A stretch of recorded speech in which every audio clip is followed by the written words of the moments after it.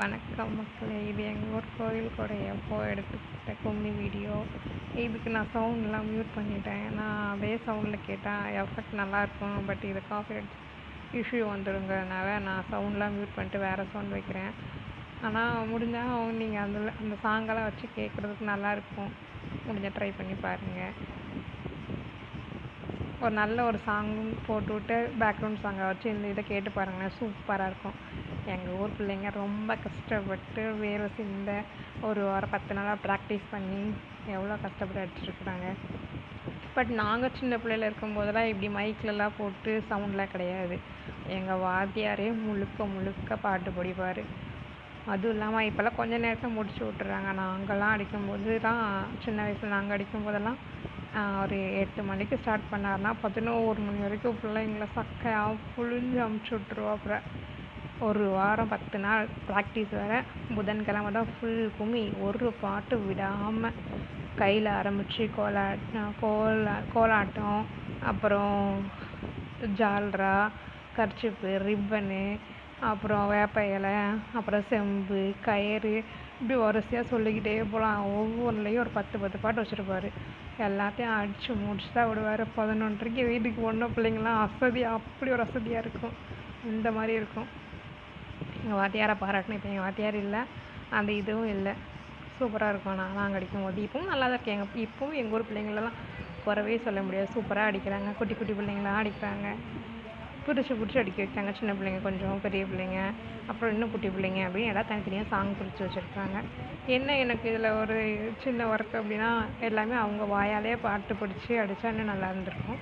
இவங்க முக்கால்வாசி பாட்டை இப்படி ரேடியோவில் போட்டு ப்ளே பண்ணி விட்டுறாங்க. ஆனால் இது எல்லாமே சாமி பாட்டுக்கு தான் அடிச்சிருக்கிறாங்க. ஆனால் அதை நம்ம போட முடியாது இல்லையா யூடியூப்பில் இப்போ. அதனால் பாருங்கள் மக்களே, கடைசி வரைக்கும் எல்லா வீடியோவும். தேங்க்யூ.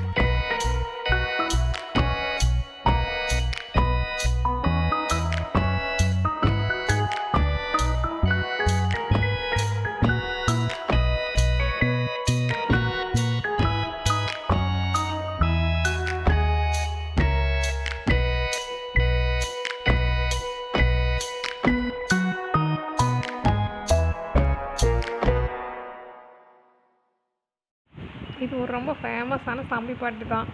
எப்படி இந்த சாமி பாட்டுக்கு வந்து பசங்க ஆடுற இதுக்கும் அங்கே உட்காந்துருந்தோம் அப்படின்னா கண்டிப்பாக சாமியே வந்துடும். அது எந்த விதமான சந்தேகமும் கிடையாது. பிள்ளைங்க என்ன ஸ்பீடாக ஆடுறாங்க. உண்மையிலே எங்கள் ஊர் பிள்ளைங்கள பாராட்டுங்க. எங்கள் ஊர் பிள்ளைங்களுக்கு ரொம்ப வாழ்த்து சொல்லுங்கள். ரொம்ப சூப்பராக பண்ணுறாங்க. அவ்வளோ அழகாக பண்ணுறாங்க. எவ்வளோ ஸ்பீடு பாருங்க, என்ன ஸ்பீடாக ஆடுறாங்க. ஆனால் அதோட ஒரிஜினல் சவுண்டில் கேட்டிங்கன்னு வச்சுக்கோங்களேன், நீங்களே என்னடா இப்படி ஆடுறாங்க, இப்படிலாம் அடிக்கிறாங்க அப்படி சொல்லி நீங்கள் ரொம்ப இது வியந்து பார்ப்பீங்க அந்த அளவுக்கு. எங்கள் ஊர் சைடில் இதெல்லாம் வழக்கம் எப்போவுமே, எல்லா ஊர்லேயுமே. ஆனால் மற்ற ஊரில் எப்படி எப்படியோ எனக்கு தெரியாது. ஆனால் எங்கள் ஊரில் புதன்கிழமை ஃபுல் நிகழ்ச்சியுமே இது மட்டுமா தான் இருக்கும். என்ன ஸ்பீடாக ஆடுறாங்கன்னு பாருங்கள் அந்த பிள்ளைங்க. அப்போ எப்படி ப்ராக்டிஸ் பண்ணியிருப்பாங்க. எல்லோரும் ஒட்டுக்க ஒரே மாதிரி அடிக்கிறாங்க அப்படின்னா அது எவ்வளோ பெரிய ப்ராக்டிஸாக இருக்கும். இதுக்கு முன்னாடி ஒரு வீடியோ கயிறு பார்த்துருப்பீங்க. அதெல்லாம் ஒரு ஆள் சின்ன மிஸ்டேக் விட்டாலும் அது அந்த பின்னுறது கஷ்டம், எடுக்கிறதும் கஷ்டம்.